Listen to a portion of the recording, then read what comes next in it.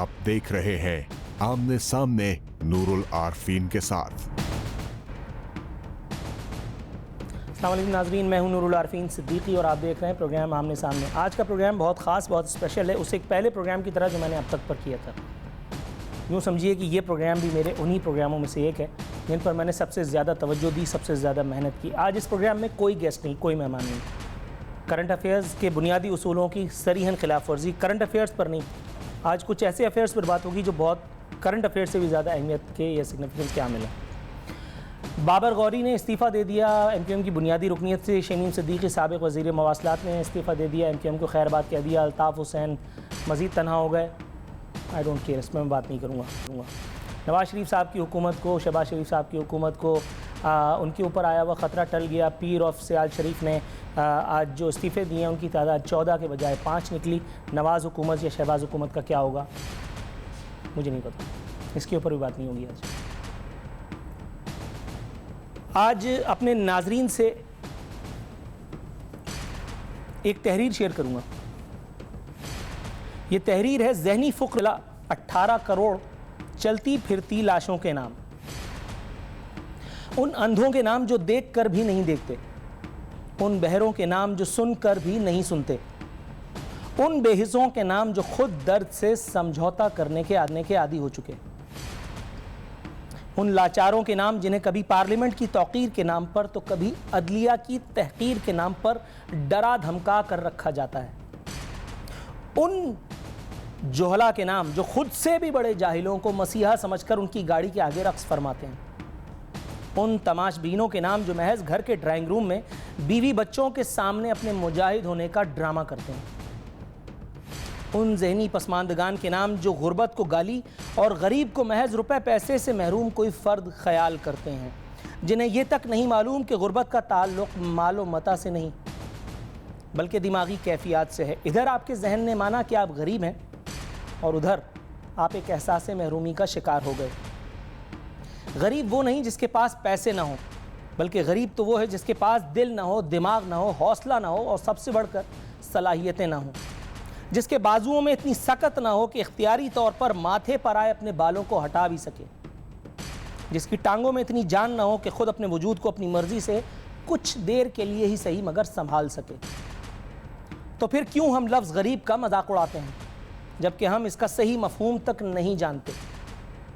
तो फिर क्यों इस लफ्ज़ का इस्तेमाल, इसका इस्तेहसाल करते हैं जबकि हमारे अपने नबी पाक, वो जिनको अल्लाह रब्बुल इज़्ज़त ने रोज़े हश्र शफ़ाअत का एज़ाज़ बख्शा, वो मोहम्मद मुस्तफ़ा सल्लल्लाहु अलैहि वसल्लम भी गुर्बत के इसी एज़ाज़ से तो सरफराज किए गए थे, मगर ऐसा गरीब न ज़मीन ने कभी देखा और न ही आसमान कभी दोबारा देखेगा, जो इख्तियारी तौर पर दुनियावी आसाइशों से एतराज़ और फ़ुक्र के शब व रोज़ गुजारने के बावजूद इज़्ज़त नफ्स, खुददारी, हिकमत और दानाई जैसी नेमतों से माला माल थे, जिन्होंने कभी अपने और यहाँ तक कि अपनी आल तक के लिए रब्बुल इज़्ज़त से सवाल तक न किया, वगरना क्या वो जिनके लिए ये दुनिया तख्लीक की गई, ज़मीन और आसमान बनाए गए, इन फ़ज़ाइल रब्बी से इस्तिफ़ादा न करते? बस साबित हुआ कि गुर्बत सोच से महरूमी और इरादों की कमज़ोरी का नाम है और कुछ नहीं। तो फिर क्यों वो जिनके हुकूक़ पर सुबह शाम डाका मारा जाता है, जिनके मफादात को कभी जमहूरियत की बका और कभी वसी तर कौमी मफाद के नाम पर कुचला जाता है, जिनके खून से जमहूरियत के मुगन्नी गफलत की, खुदगर्जी की और यहाँ तक के जराइम की अलिफ लैला तक रकम करते चले जा रहे हैं, क्यों उन बेहिस्सों को हिस्स नहीं आती? क्या अभी वो वक्त नहीं आया कि खलीफा दोम और मुराद रसूल सैयदना उमर बिन ख़त्ताब रज़ी अल्लाह तआला अन्हु के उस फरमान का मफ़हूम हम पर ज़ाहिर हो सके कि ज़ालिम को जुल्म से न रोकना दरअसल मज़लूमों पर मज़ीद जुल्म ढाने के मुतरादिफ है।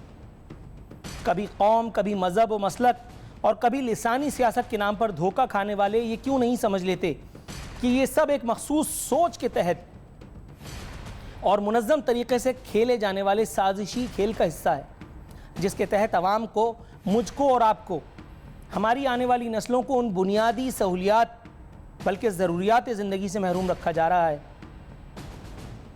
जो हर महज़ब मुल्क और मुआशरे में अवाम को हासिल है।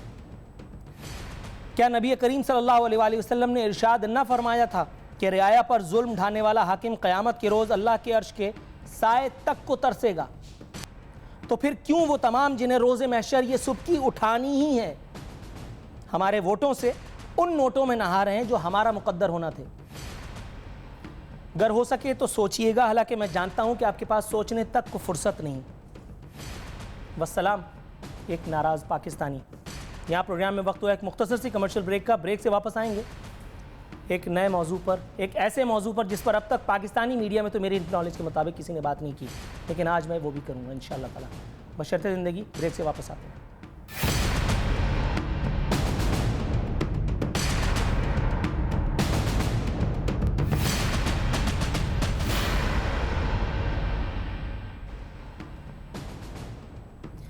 ویلکم بیک ناظرین، پروگرام کے دوسرے سیگمنٹ میں ہم داخل ہو چکے ہیں۔ یہ سیگمنٹ اپنے ان تنقید نگاروں بلکہ اپنے ان محسنوں کے نام جو میرے پروگرام کو مجھ سے بھی زیادہ تنقیدی اور کینلی دیکھتے ہیں۔ میں ان کا شکر گزار ہوں، ان کا احسان مند ہوں کہ اگر یہ نہ ہوتے تو آج میں نہ ہوتا، اور یہ بات میں اپنے دل کی گہرائیوں سے میں کہہ رہا ہوں۔ نارملی یہ ہوتا ہے کہ بزم سجائی جاتی ہے ان خطوط، ان ای میلز، ان ٹویٹس کے حوالے سے کہ جو آپ کی مدح سرائی میں بھیجی جاتی ہیں، لیکن آج میں اس کے بالکل برعکس کر رہا ہوں۔ گزشتہ کافی عرصے سے مجھے کچھ لوگوں کی ای میلز آ رہی ہیں جن میں ظاہر ہے کہ ستائش بھی ہوتی ہے، کچھ لوگ ناپسند کرتے ہیں، کچھ لوگ مشورے دیتے ہیں، سب سنتا ہوں، سب پڑھتا ہوں۔ یہاں دو تین چیزیں اپنے دو تین محسنوں کی ذرا مجھے لگیں کہ میں اپنے پروگرام میں شامل کروں اور اس کی وضاحت ان تک پہنچاؤں، زیادہ مناسب ہے۔ لیکن اس سے پہلے کہ میں اپنی وضاحت میں یا ان کی آبجیکشن کو آپ سے شیئر کروں، یہاں میرا خیال ہے کہ میں اپنی بات کو قرآن شریف کی کچھ آیات کی روشنی میں وضاحت کروں گا۔ پہلے ذرا ملاحظہ کیجئے سورہ صف میں اللہ تعالیٰ کیا فرماتا ہے۔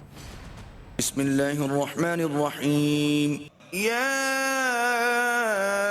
ایہا الذین آمنوا لم تقولون ما لا تفعلون۔ مومنو، تم ایسی باتیں کیوں کہا کرتے ہو جو کیا نہیں کرتے؟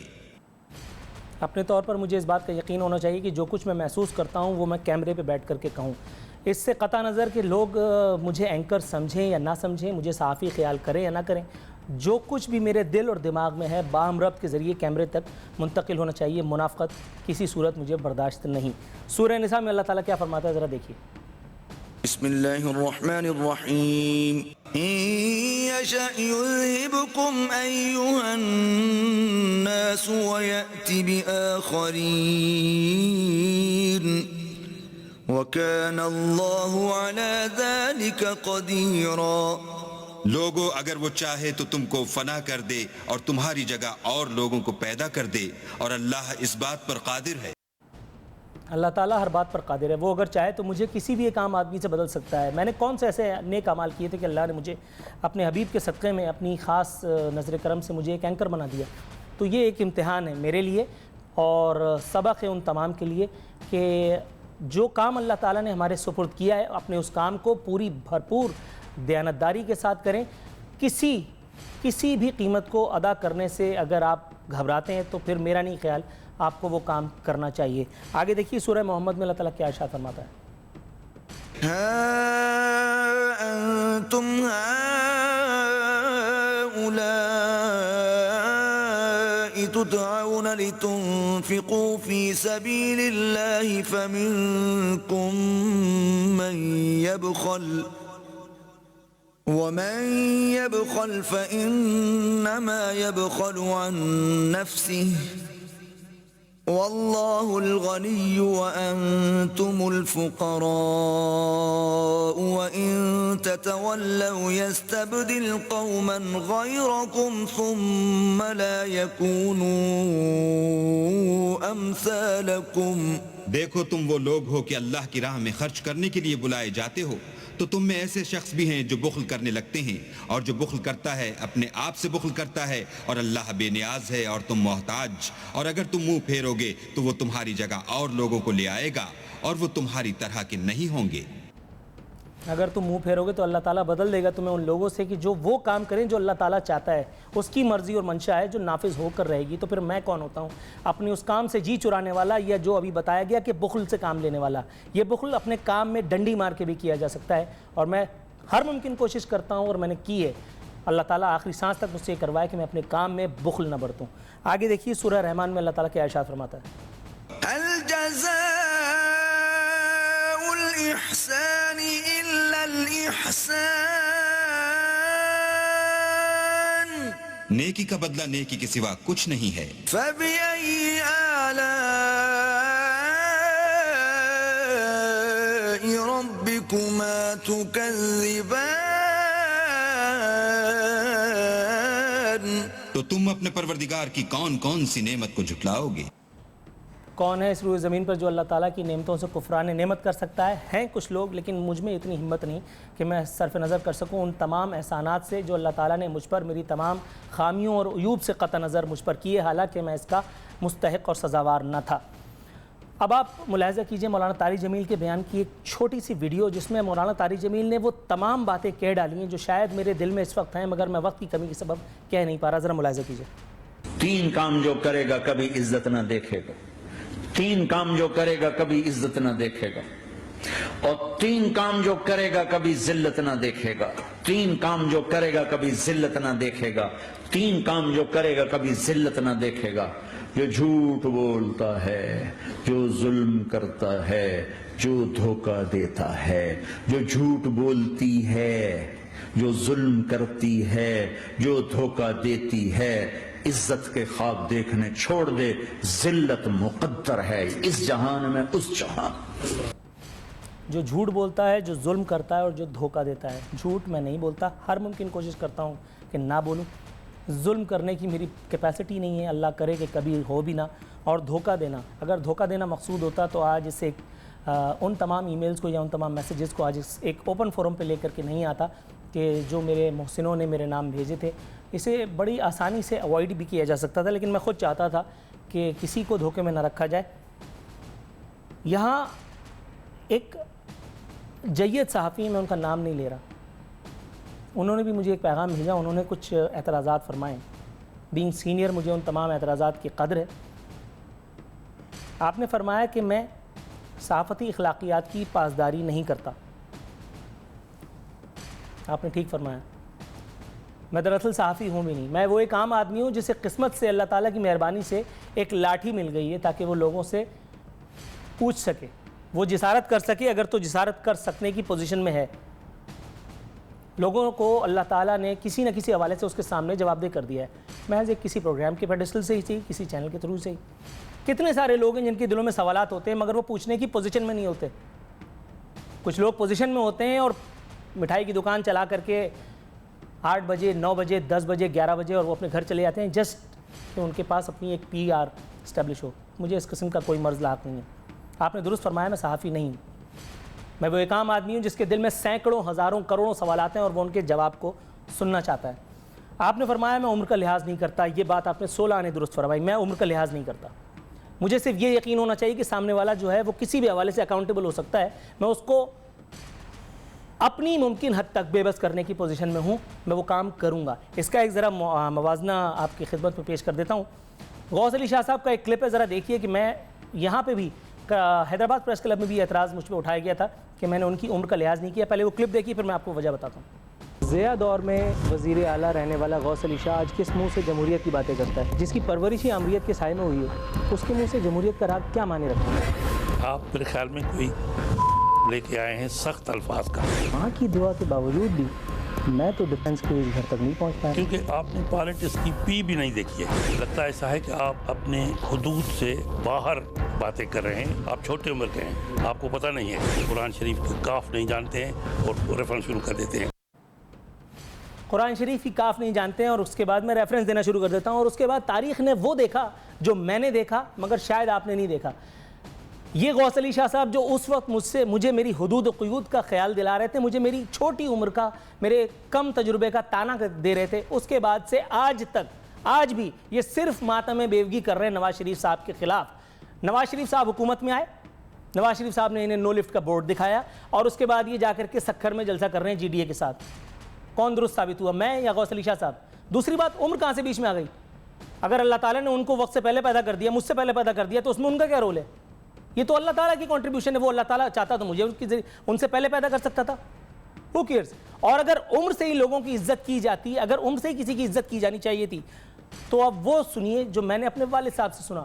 حضرت آدم علیہ السلام سے سینئر تھا وہ جسے راندہ درگاہ کر دیا گیا، شیطان مردود. لا حول ولا قوت الا باللہ العلی العظیم پڑھتے ہیں، ہمارے ایمان کا جزو ہے. عمر سنگین مذاق. یہاں وقت ہوا ایک مختصر سے کمرشل بریک کا. بریک سے واپس آئیں گے تو مزید کچھ گفتگو باقی ہے، وہ کرتے ہیں.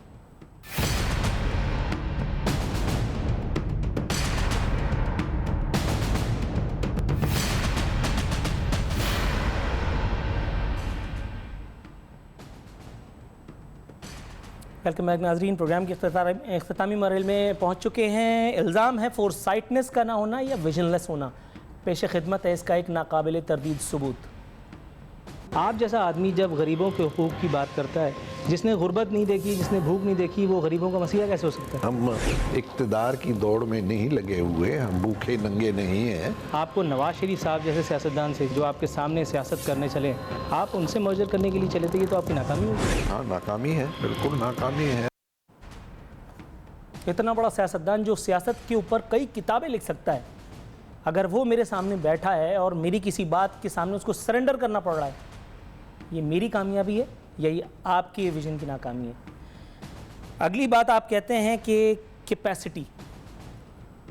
اب پیش خدمت اس ایک ہستی کا اکاؤنٹیبل کیا جانا جو میرے خیال میں اپنے وقت میں سب سے بڑا آدمی تھا اور جس سے بات کرنا یا جس تک پہنچنا آسان نہ تھا. ذرا ملاحظہ کیجئے جنرل ریٹائرڈ حمید گل صاحب مرحوم کی ایک کلپ. سر کہا جاتا ہے پاکستان میں کوئی بھی اعلیٰ ترین عہدہ یا اعلیٰ عہدہ امریکہ کی مرضی کے بغیر نہیں ملتا. آپ D G I S I کے عہدے تک پہنچے، کیسے ممکن ہے کہ یہ عہدہ آپ کو امریکہ کی مرضی سے نہیں ملا اور یہ 100% ایک میرٹ پہ فیصلہ ہوا تھا؟ اس وقت جناب امریکہ کو ضرورت تھی آپ کی جنگ جیتنے کی افغانستان کے اس اندر، کے لیے اس نے آپ کا سہارا لیا. تو ظاہر ہے کہ وہ ضیاء الحق صاحب کا سہارا لے رہے تھے، جو اسلام سے محبت رکھتے ہیں، جو پاکستان سے محبت رکھتے ہیں، جو ہارڈ کور نیشنلسٹ ہیں، وہی جنگ لڑ سکتے تھے نا. اسے ایک پروموشنل پروگرام نہ بنانا چاہتا تھا، لیکن انفارچونیٹلی کچھ چیزیں دکھائی جاتی ہیں تبھی یقین آتا ہے. آپ کہتے ہیں میں اس شعبے میں درانداز ہوں، انٹروڈر ہوں، گھس پیٹیا ہوں. ایسا ہے، اس میں کوئی دو رائے نہیں. آپ فرماتے ہیں کہ میں کبھی پائے کا اینکر نہیں بن سکتا. نہیں سر، یہاں اختلاف ہے، اس لیے کہ یہ فیصلہ نہ میرے ہاتھ میں ہے نہ آپ کے. یہ فیصلہ اس ایک ذات کے ہاتھ میں جس نے مجھے فرش سے عرش تک تو نہیں لیکن یہاں تک ضرور پہنچا دیا. کچھ اور لوگ تھے جنہیں اس بات کا یقین تھا جو آپ فرما رہے ہیں. الحمدللہ اللہ رب العزت کا ہزار شکر، پروردگار عالم نے اپنے حبیب کے صدقے میں میری صلاحیتوں میں تو فیل نہیں، اپنی کرم نوازی سے میرے ماں باپ کی دعاؤں کے نتیجے میں مجھے یہاں تک تو پہنچا دیا. اور اپنی طور پر میں نے پوری کوشش کی ہے کہ اپنے کام کو، ہر اس کام کو جو مجھے دیا جائے، کبھی بھی جب کبھی بھی دیا گیا، ایز پروڈیوسر، ایز رائٹر، جب کبھی بھی ایز اینکر میں نے کچھ کیا، اس میں میری روح شامل ہو، ورنہ میں نے وہ کام نہیں کیا. اور شاید یہی وجہ ہے کہ آج آپ کا یہ الزام یہاں مسترد ہو گیا. سر ویسے بھی اگر میں انٹروڈر ہوں تو اس میں کیا فرق ہے؟ میں انٹروڈر ہوں اس لیے کیونکہ اس شعبے میں جو لوگ موجود تھے پہلے سے، انہوں نے اتنا سپیس رکھا تھا کہ کوئی اس میں گھس سکتا، اپنے آپ کو پیش کر سکتا، عوام سے منوا سکتا. سو میں نے کر لیا. میں نہ ہوتا، میری جگہ کوئی اور ہوتا. پروگرام کے شروع میں ہم نے بات کی، اللہ تعالیٰ ہر ایک کو فنا کر دینے پر قادر ہے. وہ بدل دیتا ہے قوموں کو ان سے کہ جو اس کی راہ پر اس کی بتائے ہوئے کام کو کریں. میں بس اپنے بدلے جانے سے خوفزدہ ہوں. کریج کی آپ نے بات کی، ہمت کی. 2 نادر و نایاب ویڈیوز، قادر مکسی اور ایک اس بہادر جری پولیس والے کی جس کے نام سے اس وقت دنیا تھر تھر کانپتی تھی. ذرا دیکھیے پھر بات کرتے ہیں. ایک عام سندھی کی حالت زار جو ہے آج کل، اس کی ذمہ داری خود سندھی وڈیروں پہ، آپ جیسے لوگوں پہ عائد نہیں ہوتی؟ ہم وڈیرے شڈیرے ہیں نہیں، ہم بالکل مزدوروں کے، غریبوں کے بچے ہیں. غریبوں کے بچے ہوں گے آپ، لیکن آپ خود ایک غریب نہیں اور اب آپ ایک بچے بھی نہیں. 1954 کے بعد چاہے کوئی بنگال سے آیا ہو، برما سے یا پھر ہندوستان سے، اسے ہر حال میں سندھ چھوڑنا پڑے گا. یہ مصطفیٰ قریشی کی کسی سندھی فلم کا اثر تھا یا اس روز گرمی زیادہ تھی؟ کیونکہ سی ایم آپ ابھی تک بنے نہیں، دھمکی دینے والے آپ کون ہوتے ہیں؟ آج جو سندھ 2000 روپے سال میں ریونیو جنریٹ کرتی ہے، اس کے بچے آج خودکشیاں کر رہے ہیں. آپ یہ دکھڑا رو رہے ہیں کہ آپ کا وطن چھن گیا. آپ کا وطن اگر ہندوستان ہے تو ہندوستان جائیے، یہاں کیا کر رہے ہیں؟ لیڈر تو آپ پاکستان کے لوگوں کے بنے ہوئے ہیں. क्यों मैं हिंदुस्तान जाऊंगा? 100 रुपए में रिश्वत लेने वाला एक मामूली ASI आज इतना इन्फ्लुएंशियल, इतना बाअसर SSP बना हुआ है। ये भी आपका कहना गलत है कि 100 रुपए लेने वाले ASI 150 होगा सर, 200। ना 150 ने लिया, ना 100 लिया, ना हमारे पे ऐसा कुछ चार्ज है। आप आखिरी अफसर तो नहीं है जिसने मुल्जिमान को पुलिस मुकाबलों में मारा है। आपको इतनी सिक्योरिटी, इतना VVIP प्रोटोकॉल, बुलेट प्रूफ, बम प्रूफ गाड़ी क्यों मिल गई? कितनी थ्रेड मुझे है, इतनी शायद ही किसी को हो, उसके बावजूद भी मैं काम करता हूँ तो जाहिर है मुझे लोग देते हैं। आपकी आस्तीन हमेशा ऊपर ही रहती है। बदमाशी का शौक शुरू से है, ये गर्मी ज्यादा लगती है। जब गर्मी होती है सब लोग आस्तीनें ऊपर चढ़ा देते हैं, मेरी आस्तीनों पे आपको इतराज है? कुछ कहे बगैर वक्त की कमी का इदराक रखते हुए उज़ैर बलोच और जुल्फ़िकार मिर्जा, मुलाज़ा कीजिए। आप लियारी के डॉन हैं? नहीं, लियारी का डॉन नहीं हूँ। इस डॉन ने, उज़ैर बलोच ने आज तक खुद कितने कत्ल किए? मैंने एक चूंटी भी नहीं मारा है। ये आप वाहिद डॉन होंगे दुनिया की तारीख में जिसने आज तक चूंटी भी नहीं मारी। मैंने कत्ल किया है अवाम के रोजगार के मसले में। गुर्बत का गाना तो जो अभी आप सुना रहे थे वो सही है। इसी गुर्बत का दुख दूर करने के लिए आपने अपने घर में स्विमिंग पूल बना रखा है? नहीं, मेरे अल्लाह ने मुझे दिया हुआ है स्विमिंग पूल। पैसे दिए हुए, मैं स्विमिंग पूल भी बनाऊंगा, बिल्डिंग भी बनाऊंगा। रिट कायम नहीं करने दी मुझे रहमान मलिक ने और चीफ मिनिस्टर ने, इसलिए मैंने हथियार दिया। यार आप लोगों पे फायरिंग की थी, अच्छा किया था। खुदा करे अभी ये इंटरव्यू देके फिर दोबारा फायर करे, अल्लाह करे आपको उठा के ले जाए वली बाबर की तरह। डॉक्टर जुल्फ़िकार मिर्जा तुम लोगों से दुश्मनी लेके कराची में बैठा हुआ है, तुम क्यों नहीं आके कराची में बैठ सकते हो? इससे पॉलिटिकल पार्टी, आपको आपकी माँ की कसम है, आप मुझे बताएं जबरदस्ती वोट नहीं लेते। अगर आफाक अहमद जेल में रह सकता है तो मैं भी जेल में रहना चाहता हूँ, मैं उससे तरबियत लेना चाहता हूँ। अपनी ज़िंदगी पर कोई डॉक्यूमेंट्री बनाकर दूसरों को बोर करने का मुझे कोई मर्ज़ लाहक नहीं, लेकिन अनफॉर्चुनेटली ये सारी चीज़ें दिखाना इसलिए ज़रूरी थी ताकि आपकी तशफ़ी करवा सकूं। आखिरी एतराज़ जो आपने मुझ पर किया सर वो ये था कि गुज़िश्ता प्रोग्राम में मैंने राहील शरीफ साहब पर काफ़ी एतराज़ात उठाए। ये एतराज़ात उठाने वाला मैं कौन होता हूँ? मैंने ख़ुद पाकिस्तान के लिए क्या किया? वैसे तो मैंने जो कुछ किया वो मेरे और मेरे रब के दरमियान है, हालांकि वो ऑडियो वो ऑन एयर जा चुका है, लेकिन अगर आपकी नज़रों से नहीं गुजरा तो मैं क्या कर सकता हूँ। लेकिन सबसे पहले मैं ये क्लैरिफाई कर दूं कि सर सरहद पर पहरा देने वाले, रात को पहरा देने वाले उस एक शख्स के बारे में कि जो जिसकी वजह से कौम में एहसास तहफ़्फ़ुज़ पैदा होता है, उसके लहू की हुर्मत के बारे में, उसकी दर्जात के बारे में अल्लाह और रसूल बहुत कुछ कह चुके हैं। मैं नहीं समझता कि मैं या मुझ जैसे हज़ारों एंकर्स का खून भी उस एक सिपाही, उस एक जवां मर्द के लहू की एक बूंद की कीमत भी चुका सकता है जो बेचारा सरहद पर सरमा की ठुठरती हुई रातों का मुकाबला करता है ताकि हम अपने घरों में इज़्ज़त, आराम और सुकून के साथ, हिफाजत के साथ सोएं। लेकिन फिर भी आपने कहा कि मैं एतराज़ करने वाला कौन होता हूँ? सर एतराज़ तो मैं सियासतदानों पर भी करता हूँ, अपने सियासतदानों की बात नहीं की। ये कहाँ लिखा है कि मैं सियासतदानों पर एतराज़ करता रहूँ लेकिन किसी दूसरे के ऊपर एतराज़ करने का मुझे कोई हक़ हासिल नहीं? इस्तेहकाक हमेशा बुलंद पाए कि किसी आदमी का क्यों होता है, किसी एक आम आदमी का इस्तेहकाक क्यों नहीं होता? ये फ़कीराना सोच माजरत के साथ हमारे जहनों में क्यों दर आई है? एतराज़ तो आप किसी से भी कर सकते हैं, बात पूछी जा सकती है, इसमें क्या कबाहत है? ये गुंजाइश मौजूद थी, ये गुंजाइश आप लोगों ने मौजूद रखी, ये स्पेस आप लोगों ने मुझे दिया, एक इंट्रूडर को दिया, तभी तो उसने एक्सप्लॉइट किया, तभी तो उसने अपनी स्पेस बनाई। आला अदलिया की, अफवाज पाकिस्तान की, पार्लियामेंट की, पार्लियामेंटेरियंस की जो कदर व कीमत मेरे दिलों में है, मेरा ख्याल है कि मेरे 100 वॉटेवर कितने प्रोग्राम्स में कर चुका हूँ, मेरी याददाश्त काफ़ी थोड़ी सी है, तो वो मेरा ख्याल है गवाही देंगे। लेकिन आपने पूछा कि मैंने इस कौम के लिए क्या किया, अफवाज पाकिस्तान के लिए क्या किया और पाकिस्तान के लिए क्या किया। छोटा सा नमूना मुलाहिज़ा कीजिए, जो ऑनर नहीं किया था लेकिन मेरी काविश का मुँह बोलता सबूत ज़रूर है, ज़रा देखिए। दुनिया की 7वीं बड़ी अस्करी कुव्वत पाकिस्तान, मुस्लिम उम्मा की वाहिद एटमी रियासत, 6 लाख से जायद शुजा फौजी जवानों का मस्कन, जिसके ताज में हैं नगीने ISI और SSG से, तो कौन नकब लगा सकता है हमारे हिफाजती हिसार में? है कोई जो आजमाना चाहे? है कोई जिसे अपनी बर्बादी मकसूद हो? आओ, मगर याद रहे अब न चलेगी कोई साजिश, कि वक्त अब बदल चुका। रवायती जंग हो चाहे गैर रवायती, हम तैयार हैं। अगर मेरी बसारत धोखा नहीं दे रही या मेरी आंखों का ऑपरेशन ड्यू नहीं है तो ये राहील शरीफ साहब ही थे जिनको स्क्रीन पर दिखाया गया था। पता नहीं आपको क्यों एतराज़ हुआ कि राहील शरीफ साहब के बारे में मैंने ये जो कहा वो उसमें कोई बोक्स या अनाद का जज्बा शामिल था। कोई मेरा रिश्तेदार नहीं है और सब मेरे अपने। मेरा ख्याल है इसी एक सीट पर, इस एक जगह पहुंचकर ये एहसास आपके अंदर, मेरे अंदर ज़रूर होना चाहिए। जब हम सहाफ़ी होते हैं بلکہ میں تو صحافی ہوں نہیں، میں صحافی کیوں کہہ رہا ہوں اپنے آپ کو، آپ تو مجھے اینکر بھی نہیں کہہ رہے. چلیں اگر کوئی مجھے اینکر مانتا ہے تو مجھ سے کہوں اگر کوئی اینکر ہے تو اس کے پاس ایک کیپیسٹی ہوتی ہے، اس کے پاس ویژن ہوتا ہے، اس کے پاس فورسائٹنس ہوتی ہے، وہ تجزیہ کر سکتا ہے. اینکر کا کام صرف سوال پوچھنا تو نہیں ہے. کوئی کہتا ہے کہ میرے معصومانہ سوالات، یہ اول تو یہ جملہ ہی مجھے زہر لگتا ہے. سوالات معصومانہ نہیں ہوتے، یا تو وہ جارحانہ ہوتے ہیں یا تو وہ احمقانہ ہوتے ہیں. کان پک گئے میرے یہ سن سن کر کے معصومانہ سوالات. خدا کا خوف کرو یار. پی آر کے لیے کوئی اور کام بھی کیا جا سکتا ہے. کیا ضرورت ہے کہ رات کو بیٹھ کر کے ٹی وی اسکرین پر لوگوں کو بور کیا جائے جسٹ بیکاز کہ میرے تعلق کسی ایک پولیٹیشین سے یا کسی ایک واٹ ایور سے بن جائے. یہ کام تو آف اسکرین بھی ہو سکتا ہے.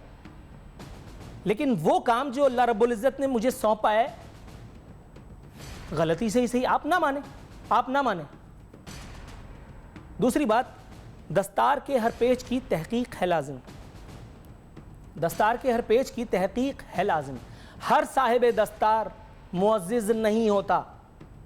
ایویلیویٹ کرنے میں کیا حرج ہے، پوچھنے میں کیا قباحت ہے. اس ذہنی فقر سے دعا ہے اللہ رب العزت ہمیں سب کو نجات دے. پروردگار ہمیں وہ جرت دے، وہ جسارت دے، وہ بصارت دے، وہ سماعت دے کہ جو اس کی کہی کہہ سکیں، سن سکیں، سوال پوچھ سکیں. کیونکہ سوال نہ پوچھ کر یہ حالت ہوئی ہے. اور جو سوال پوچھ رہا ہے آپ نے اسے کٹہرے میں کھڑا کیا. آپ نے تو آف ایئر کیا تھا، میں نے اس کو خود آن ایئر کیا، صرف اس لیے کہ شاید میرا پیغام محبت بن جائے اور لوگوں تک پہنچ جائے. ناظرین اسی کے ساتھ ہمارے پروگرام کا وقت اب ختم ہوا. نور العارفین صدیقی اور آمنے سامنے کی ٹیم کو اجازت دیجیے. فی امان اللہ.